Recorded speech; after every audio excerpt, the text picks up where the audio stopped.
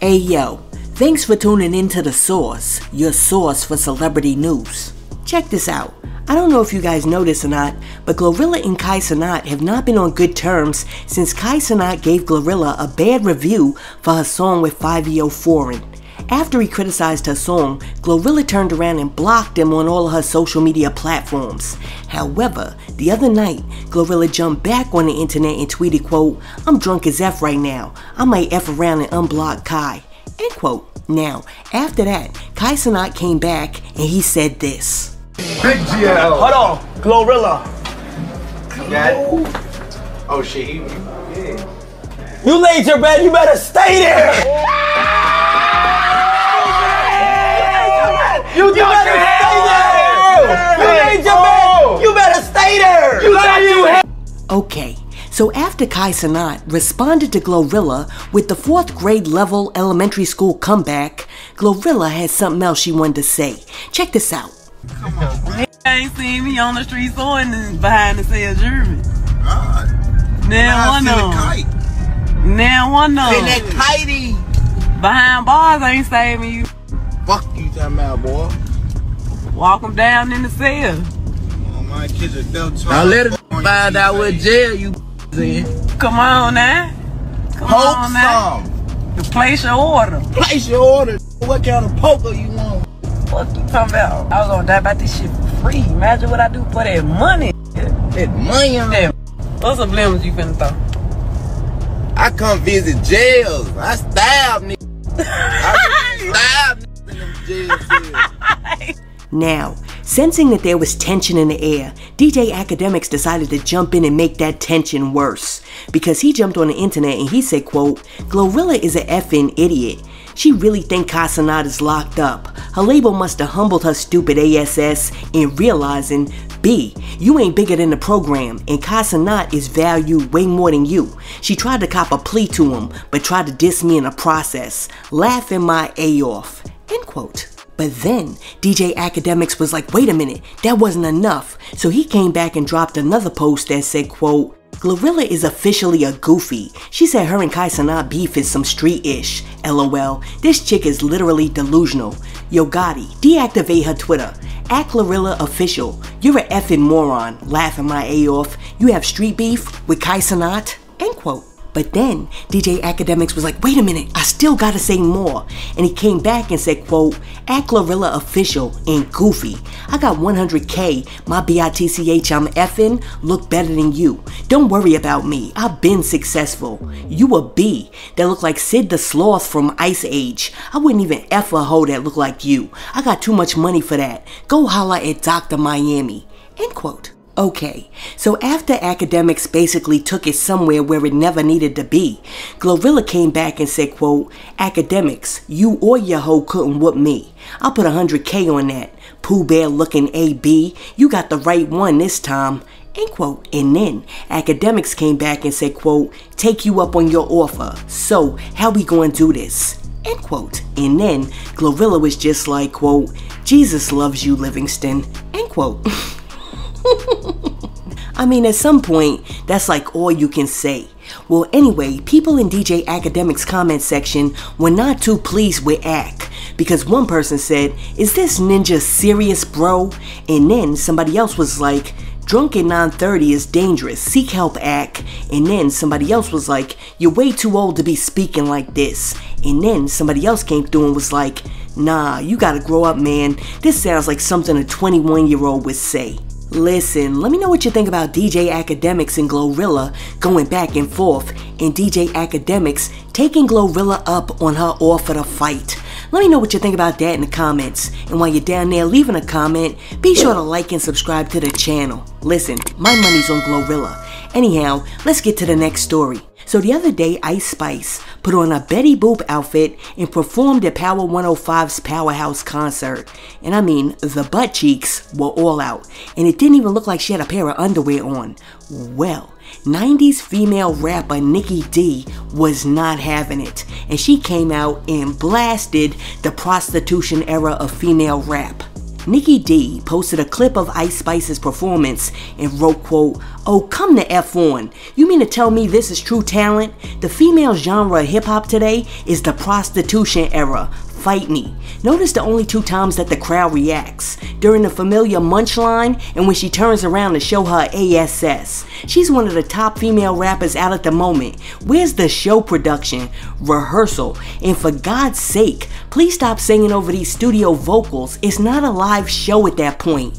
End quote. Now, Nicki D ended her post by saying that Ice Spice's people need to get in touch with her so that she can meet up with Ice Spice and give Ice Spice some tips. Yes, Nicki D, I am here for it. That is what I'm talking about. Look, somebody had to say it, and I'm very glad that it was Nicki D, because Nicki D was a successful rapper without showing off her butt cheeks. And I mean, Nicki D needs to sit Ice Spice down in a little room with like a little 13-inch black and white TV and make her watch Daddy's Little Girl like 1,000 times until she gets it. Yo, let me know what you think. Is Nicki D right? Is this particular era of rap gonna go down as like the prostitution era of female rap? And also, let me know, do you think that Ice Spice's people should reach out to Nicki so that Ice Spice can get some tips? I mean, Nicki gonna be in there with that one gold tooth like Daddy's little girl. Not the girl that Daddy knew. Daddy never had a clue of what his little girl would do. Now, check it out. The other day, Kodak Black was on Drink Champs, and I mean, he was on there talking a whole lot of mess, including the fact that he could potentially be a very good mentor for Kanye West. Check this out. Kanye West or Pharrell? I fuck with Pharrell. I ain't gonna lie, for doing some shit, I call Pharrell and talk about anything, and I like that boy about anything. Right. I fuck with him. So you going with Pharrell? Like Kanye Gemini gang. So it's both. We drinking. And Kanye, like I feel like I could be his mentor or something. Yo, the world is jacked up enough. The last thing we need is for Kodak Black to be mentoring Kanye. I mean, oh my goodness. Well, anyways, one person who believes that Kodak Black shouldn't be mentoring anybody is Ray J. Because after Ray J saw that Drink Champs interview, he jumped on the internet and he said, quote, "Yo, somebody need to grab bro and make sure he good. This ain't the interview, Nori. We gotta help this dude. I took him to Trump House and he did the most. They weren't happy with the experience because he had no guidance and respect. Yo, at WAC 100, let's figure out how we can help this guy instead of watching him self-destruct." End quote. Okay, first and foremost, let me say, what in the world was Ray J doing at Trump's house? And then, number two, when Ray J says you need some sort of intervention, you need an intervention. Because when that dude tells you you're doing too much, you know you're doing too much. Now, a whole bunch of people came through in the comment section after Ray J said that, and one person said, "I don't know why Nori put this out. He looked bad." And then somebody else said, "He looked like a zombie." And then somebody else was like, "This man does not have any real friends. Why would y'all let him show up and interview in this shape? Why are y'all not intervening to get him help with his drug addiction? You can tell by his speech that he's under the influence. I genuinely pray that he gets the help he needs." And then somebody else was just like, "Wow, praying." Listen, Nori should have never put that interview out, because I mean, Kodak Black looked bad. And I mean, not bad as in like, you're not looking good today, but bad as in like, he looks like he is sick. And I mean, I am so glad that Ray J came out and says something. But you gotta remember, Ray J has had experience with this. I mean, do you guys remember when Whitney Houston came out on stage looking like a 10-pound crackhead and everybody just let her perform like that was mad normal, and none of her celebrity friends really tried to get her any help except for like a select few? Mark my words, if nobody does anything to help Kodak Black, he's gonna follow the same trajectory as Whitney. And I'm telling you, Nori should have never put out that video. And as a matter of fact, he should have pulled Kodak Black to the side and had a serious conversation. Because what's gonna happen is, Kodak Black is gonna mess around and like overdose, and then the next thing you know, all of these dudes that are doing these interviews with him are gonna be standing by the casket talking about, "Yo, I wish we could have did something." You can do do something, talk to your boy. I mean, for real, if somebody who I claim to be cool with came up to do this show and they were up here looking like a shadow of their former self, the show becomes secondary because I'ma be more focused on their health. I mean, these dudes sitting over there like clinking the little shot glasses like everything's all good, and half of like the things that Kodak was saying, they couldn't understand what he was saying, but yet Nori sitting over there laughing with them big darn white teeth. I mean, come on, Nori, get it together and help your boy. Listen, let me know what you think about Ray J telling Nori that that particular Drink Champs with Kodak Black was not a good look. And Ray J also saying that we gotta figure out a way to help Kodak Black instead of watching him self-destruct. Let me know what you think about that in the comments. Okay, so by now you've all seen like Tasha K the other day when she was like having like the little breakdown and she was all emotional because she had read like Cardi's tweet talking about how she basically was like tired of all of this mess and she was thinking about putting her in her head, right? So then, you know, Tasha comes out and she's like, no, Cardi, because if you do something to yourself, who's gonna make me into the best Tasha K that I can be? You know, even though we got like this ongoing like feud in this lawsuit, I love you. You know what I'm saying? And then Tasha K started talking about like how Cardi and Nicki are basically like the same person because they share many of the same qualities. And she was like, Nicki could be helping Cardi level up. However, Nicki seems to be threatened by some of these younger female rap artists coming out. Source, can you please play that clip? So it's like y'all, they are truly the same, and they have good traits that make people excited, right? They get their brands excited, but one who's experienced is not sharing her wisdom with someone who's young and up and coming. And I know that's hard for her because of how the industry tore her down, but Nicki truly has the tools and the resources to help pull this young lady up. And even if she helped to pull her up, it's not gonna pull Nicki the fuck down. Okay, I have a question for you. Is Nicki Minaj supposed to be helping Cardi? Or is this a business and a competition? I mean, was Magic Johnson supposed to be helping Larry Bird? Was like Mike Tyson supposed to be helping Evander Holyfield? Was Kobe supposed to be helping LeBron? Was Michael Jordan supposed to be helping Reggie Miller? I mean, was Michael Jackson supposed to be helping Prince? I mean, let me know. Are these female rappers supposed to be helping each other? Or are they supposed to be challenging each other to become the best that they can be because iron sharpens iron? I mean, Nicki and Cardi aren't even on the same record label, so essentially they're on two different teams. Listen, let me know what you think about what Tasha K said. Is Nicki Minaj supposed to be helping Cardi B with her career? Let me know what you think about that in the comments. But before I go, I have got to put a smile on your face today. So check out your boy Flavor Flav singing the national anthem before the Bucks game the other day. We hail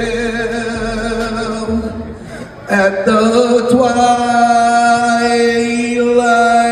last gleaming, who cross strife and bright stars through the perilous fight for the ramparts we watched were so gallantly streaming, and the rockets' red flare bursting in air gave proof to the night that our flag was still there. Oh, say does that star-spangled banner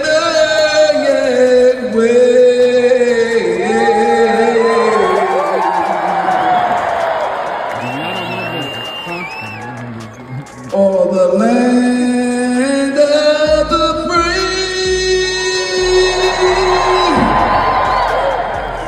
and the home of the brave.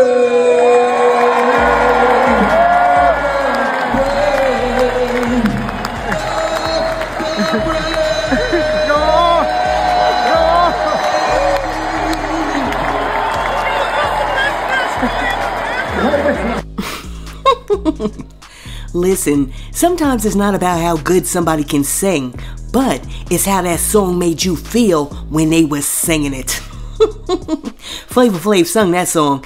Listen, let me know what you think about Flavor Flav singing the national anthem at the basketball game. And hey yo, thanks for tuning in to Celeb Source, your source for celebrity news. Be sure to like and subscribe to the channel. Peace.